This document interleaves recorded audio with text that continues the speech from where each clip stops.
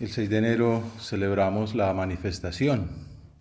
Esa es la traducción de la palabra Epifanía, manifestación de Jesús a toda la tierra, que se realizó cuando los llamados reyes de Oriente acudieron a adorar al niño recién nacido. Y así vamos llegando a la etapa final del periodo navideño. Tras la fiesta del bautismo del Señor en una semana, regresaremos definitivamente al tiempo ordinario, al trabajo cotidiano. Y ese primer domingo meditaremos el inicio de la vida pública de Jesús, con el primer milagro en las bodas de Caná. Tiene su significado, son como 3 manifestaciones que recuerdan la antífona de la liturgia de las horas. Hoy la Iglesia se ha unido a su celestial esposo porque en el Jordán Cristo la purifica de sus pecados. Los magos acuden con regalos a las bodas del Rey y los invitados se alegran por el agua convertida en vino.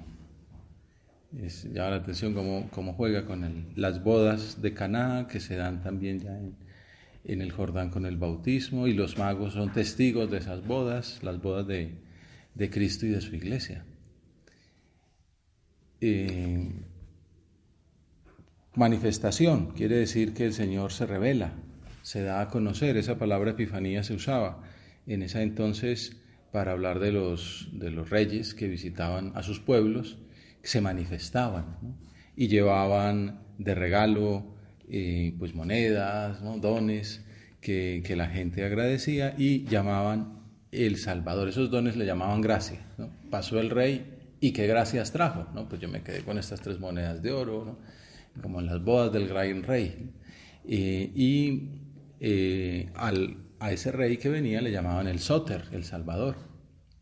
Entonces, en la liturgia cristiana aplican con verdadero sentido pues ese nombre de Salvador al niño, la gracia al regalo que es la salvación, y la epifanía a la manifestación suya, el mostrarse a los hombres. Esto está, por ejemplo, en la carta de Tito que leemos en la Navidad. En 2 misas de la Navidad está previsto leer ese mensaje.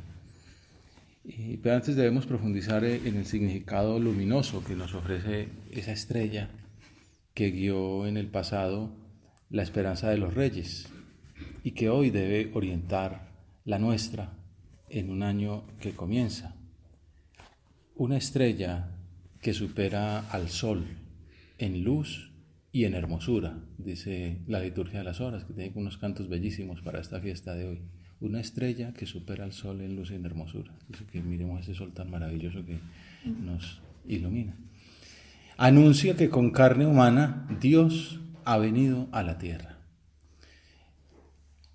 Es ya la segunda semana de Navidad. En la primera se conmemora pues toda la semana como si fuera el día de Navidad, la llamada octava de Navidad, donde se conmemora el martirio de Esteban, la fiesta de San Juan, los mártires inocentes, la maternidad divina de María, la fiesta de la Sagrada Familia. Y ya en esta segunda semana vemos esa manifestación pública, universal, de la gloria del Hijo de Dios a todos los pueblos de la tierra. San León Magno predicaba que la misericordiosa providencia de Dios, que ya había decidido venir en los últimos tiempos en ayuda del mundo que perecía, determinó de antemano la salvación de todos los pueblos en Cristo. Un énfasis como muy oportuno. El énfasis en que la encarnación de Jesucristo y su paulatina revelación a todas las gentes procede de la misericordia, del corazón clemente del Señor. En el centro de esta solemnidad se encuentra la peregrinación de los Reyes Magos. No está claro el número de reyes que acudieron a adorar al Mesías judío. Algunas tradiciones hablan de 3, de 7, hasta 12.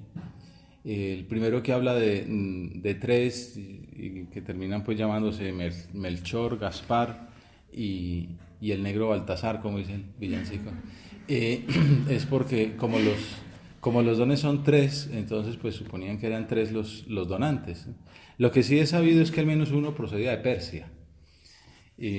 Cuando al principio del siglo VII el rey persa Cosroes II invadió Palestina, destruyó todas las basílicas de la piedad cristiana, excepto una, la Basílica de la Natividad en Belén. Y eso por una sencilla razón, porque en su entrada figuraba la representación de unos personajes vestidos con atuendo persa, en actitud de rendir homenaje a Jesús en brazos de su madre. Entonces, esos reyes o ese rey salvaron la iglesia, ¿no? Donde algunos colombianos han celebrado ahora hace poco la Navidad, entre ellos el Padre Hernán. Tampoco hay claridad sobre la profesión de esos magos. Así alguien un poco iconoclasta dice, ni eran tres, ni eran reyes, ni eran magos. Pero bueno, no creo que pierdan ustedes la fe. Sí, el caso es que parece que se trataba de sabios, de astrónomos, de científicos, podríamos decir hoy. Vieron la estrella y percibieron en su luz, por acción del Espíritu Santo, el anuncio del nacimiento del Mesías prometido a los judíos. En esa época se asociaba la llegada de grandes personajes con fenómenos siderales. Y se ve que había una expectativa en el ambiente, quizá intelectual, quizá también así como astrológico, de que algo iba a pasar. Al menos así también lo deja ver Vinti Lauria, un novelista griego, de una novela que se llama Dios ha nacido en el exilio. Y también muestra como que dicen los judíos que les va a llegar el Mesías, ¿no? Como que en general había esa expectación. Más tarde, y es lo que meditamos también en este rato de oración, esa señal del cielo tan clara que los guió y que los motivó, desaparecería. Sin embargo, los magos no se echaron para atrás, continuaron hacia el rumbo que les había señalado. Es una actitud que puede servirnos de ejemplo en nuestro tiempo, cuando parece que cuesta mucho la perseverancia a los compromisos adquiridos, la fidelidad al propio camino, a la vocación, a la pureza, a la fe. De los reyes podemos aprender la importancia de responder afirmativamente a la voluntad de Dios para nosotros. Estos días me contaban que un tema que se considera en la predicación, a la hora de anunciar el mensaje de Cristo, es hablar de testigos, no solamente teorías o doctrinas claras, que es muy importante también, sino también que quede claro, pues, que la figura de una persona, su ejemplo de vida, al joven de hoy le ayuda mucho a ver de modo plástico realizado ese mensaje. Siempre la iglesia lo ha hecho, por ejemplo los santos, ¿no? Habla de Guadalupe Ortiz de Landazuri y dice, pues hay que ser así fuerte como esta mujer. Y al mundo científico le está sirviendo mucho. Una científica en los altares también, que también es posible, ¿no? La verdad es que el científico sufre mucho, ¿no? Con los benditos papers y todo eso, santifica. Bueno, pues hoy la iglesia nos propone estos tres testigos. Unos señores procedentes de diversas partes, también la manera de representarlos, uno blanco y anciano, otro amarillo y de edad media, otro negro y más joven, pues muestra como que Dios viene a todas las edades del ser humano y a todas las procedencias, ¿no? A los 4 puntos cardinales viene ese mensaje, se manifiesta de esa manera. O también verlos ahí que ven la estrella y se deciden a seguirla, que son perseverantes, que responden afirmativamente a las mociones del Espíritu Santo, son un ejemplo para nosotros. Un año nuevo que comienza a decir, Señor, que yo también siga tu estrella, que yo, como la Virgen, que es el lema de la JMJ en Panamá, que seguramente casi todos ustedes estarán por ahí, pues como la Virgen responda, he aquí la esclava del Señor, hágase en mí según tu palabra, a lo largo de mi vida, ¿no? Porque la Virgen no lo hace un día, sino toda su vida, ¿no? hasta el Calvario y hasta Pentecostés y hasta la Asunción a los cielos. He aquí la esclava del Señor. Bueno, que nuestra respuesta sea como la de estas personas que ven la luz, ven la estrella y la siguen. Estamos aquí porque lo hicimos, ¿no? Un día tomamos esa decisión de, al ver esa luz, hace meses, hace años, hace décadas en algunos casos, pues todavía continuemos, ¿no? Porque la luz a veces se oscurece, ¿no? no se ve tan clara, o aparece otro reflector por ahí, como que y decir, Señor, no, yo quiero seguir la luz, ¿no? Aunque esté más lejana, aunque se vea más difícil, no quiero quedarme aquí en las luciérnagas del camino, ¿no? Y pues un propósito, seguir este ejemplo de los reyes, de ser maduros, de entregarle al Señor nuestra libertad para liberarnos de nuestros vicios, de nuestros apegamientos, de nuestras pequeñeces, aunque parezca que ese designio inicial se oscureció. Ese designio es para siempre y a lo largo del itinerario concreto de nuestra vida pueden pasar muchas cosas. Y también, propósito concreto, defender esa entrega con uñas y dientes, cuidando el tesoro de la llamada divina, creciendo cada día en el amor de Dios, también a través de las dificultades, de las luchas y de las caídas. Dios no lo quiera, grandes o pequeñas, pero sea como fuere, estar ahí siempre contando con la gracia del Señor. Es lo que vemos en el Evangelio de Mateo, que narra con todo detalle.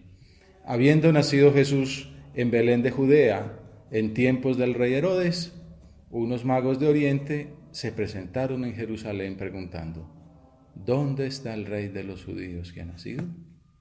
Porque hemos visto salir su estrella y venimos a adorarlo. Se presentan delante del rey de los judíos a preguntar sin ningún recato por el verdadero rey.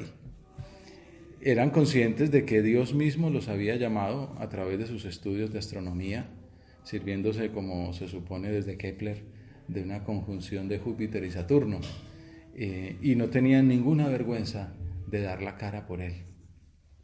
También en esto son modelo de ir diciendo, porque en algunas ocasiones se podrían burlar, ¿no? Y qué hace un pagano preguntando por el rey de los judíos. O aquí podría pasar, como de hecho sucede, pues que entran a la boca del lobo, porque van a la casa del rey a preguntar por el rey. Como es obvio, al enterarse el rey Herodes se sobresaltó, y toda Jerusalén con él. Convocó a los sumos sacerdotes y a los escribas del país y les preguntó dónde tenía que nacer el Mesías. Llama la atención que tuvieran que ir unos paganos extranjeros a preguntar por el esperado de los siglos del pueblo hebreo.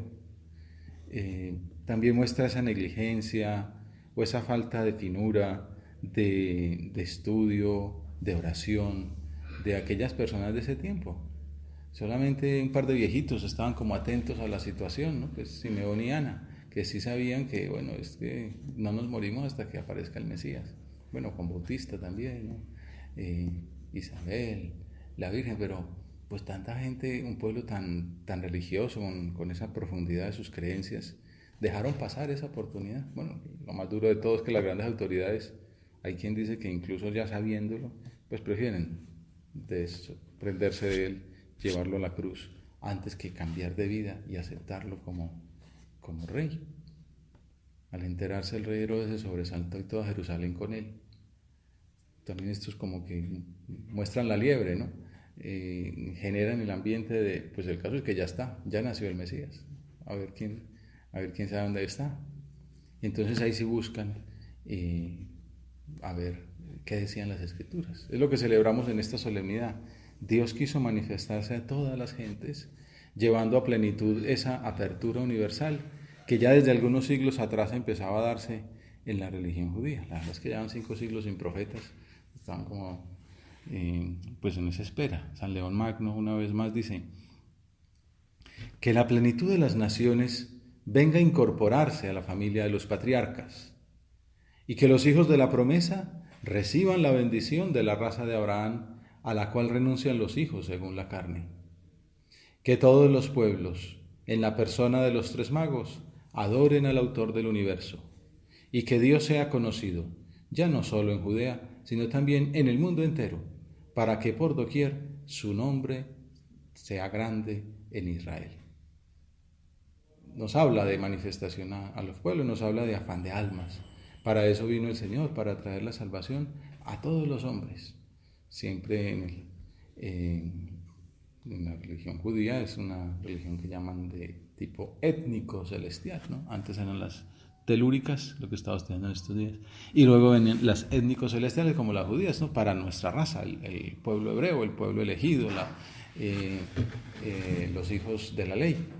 Pero ya con esto es los hijos de la promesa, para todos los pueblos, a toda la tierra llegue tu salvación. Después de estudiarlo, aquellos expertos que Herodes consultó le respondieron que ¿dónde tiene que nacer? En Belén de Judá, porque así lo ha escrito el profeta. Y tú, Belén, tierra de Judá, no eres ni mucho menos la última de las poblaciones de Judá. Era un pueblito ínfimo, ¿no? Si Nazaret era pequeño, pues Belén todavía más, ¿no? Una pequeña aldea, lo único que se acordaba era que ahí había nacido David, pero como en estos pueblos por aquí a veces que no, pues, no tiene mucho que mostrar, entonces pues, bueno, que ahí vivió un historiador o que por ahí pasó Bolívar una noche y tal, pues un poco, Belén lo único que tenía para dar era, bueno, aquí nació David, pero con el censo, pues el Señor se sirvió de todas aquellas circunstancias también, muy interesante. El emperador del mundo gestiona las cosas para que se cumpla el nacimiento del Hijo de Dios en Belén, donde estaba previsto. Belén, que por lo demás, ustedes saben, el Papa decía el pasado 24 de diciembre, significa tierra, casa del pan, la casa del pan, donde nace el alimento de la vida eterna. Pero bueno, ya eso consideramos ayer en la oración. Y tú, Belén, tierra de Judá, no eres ni mucho menos la última de las poblaciones de Judá, pues de ti saldrá un jefe que pastoreará a mi pueblo Israel. El evangelista pone como el énfasis en que Jesús cumple las profecías mesiánicas. La estrella que anuncia su nacimiento, el capítulo 24 de los Números. La ciudad de Belén en la que nace, capítulo 5 de Miqueas. La sumisión a Dios de los reyes de la tierra, que ofrecen sus dones y le adoran, como dice el capítulo 49 de Isaías, el Salmo 72. Por eso cantamos ese himno tan bonito, el Reyes de Saba veniunt, ¿no? En Navidad contemplamos a los humildes pastores que después de escuchar a los ángeles cantando el Gloria, corrieron a adorar al niño en el portal. Ahora vemos por contraste la reacción del rey.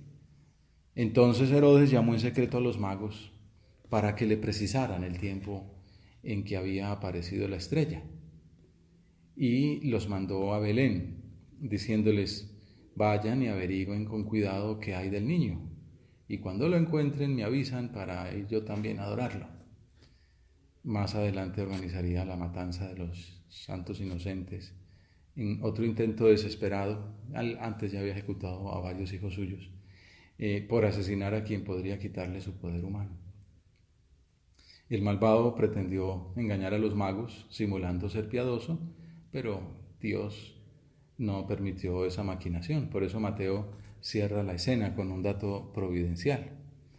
Y habiendo recibido en sueños un oráculo para que no volvieran a Herodes, se retiraron a su tierra por otro camino.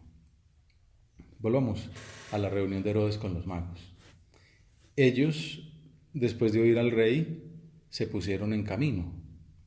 Y de pronto, la estrella que habían visto salir comenzó de nuevo a guiarlos hasta que vino a pararse encima de donde estaba el niño. Ese detalle, en apariencia superficial, es para nosotros un ejemplo de fidelidad. Los magos habían visto su vocación en la estrella que les llamaba. La habían seguido con prontitud, pensábamos antes, asumiendo muchos sacrificios para recorrer tantos kilómetros. Probablemente llevaban ahí los ahorros de toda la vida, se habían expuesto a asaltos, habían invertido pues en aquellos animales que los llevaron, en aquella procesión, seguramente tendrían que llevar también pajes que les acompañaran. Y después de tanto esfuerzo, de tantos meses, quizá años, ¿no? Porque ese dato de que el rey Herodes manda matar de 2 años para abajo, pues no es que haya aparecido como muestran a veces las representaciones ahí junto con los pastores, los reyes magos, ¿no? Pues, puede haber sido hasta 2 años podía tener el niño y estar allí María y José en Belén todavía. y pues bueno, meses, años, sacando adelante esa misión, esa vocación, ese llamado, con grandes esfuerzos, con grandes sacrificios, como nosotros, que vimos la estrella, vimos ese lucero, que ese beso en la frente que el Señor nos daba por medio de María, y la seguimos con gran alegría y experimentamos pues tantos gozos y tantas maravillas que son este camino, y de pronto, cuando menos piensa, se perdió. No es que haya aparecido otra más, no, es que ya no está. ¿Y qué pasó? Pero no es que me había llamado, pues, y ahora qué se hizo, ¿no? Eso el Señor, ustedes se ríen, pero tarde o temprano llega un momento en que la estrella desaparece, ¿no? O es uno, ¿no? O que las gafas se ennegrecen, ¿no? O que los ojos ya, la miopía o la presbicia, ¿no? Llega un momento en que ya va uno a rezar las preces y no las ve. Entonces, pero bueno, la culpa no es del impreso, que tiene el mismo tamaño toda la vida, ¿no? Es uno que ya empieza a... Entonces, pues hay varios caminos, ¿no? Uno decir, pues ya no rezo más, pues ya no sé. Otro ir donde el médico y pongan unas gafitas, ¿no?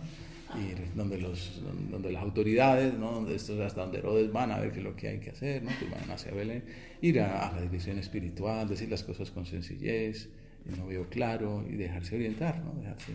Siempre, ahora me viene a la mente, cuando era pequeño, hace unos cuantos años, que un vecino, siempre por estas épocas, es época de pintar y de organizar la casa, ¿no? Y yo tenía mis encargos de pintar, en unos veranos, en unas vacaciones, pintar las paredes de las puertas y ventanas, y en otro las rejas, tal. Y entonces este señor, el vecino, lo que hizo fue poner unas soldaduras, claro, uno de esos toderos, y se ve que le hizo daño, y entonces se quedó ciego.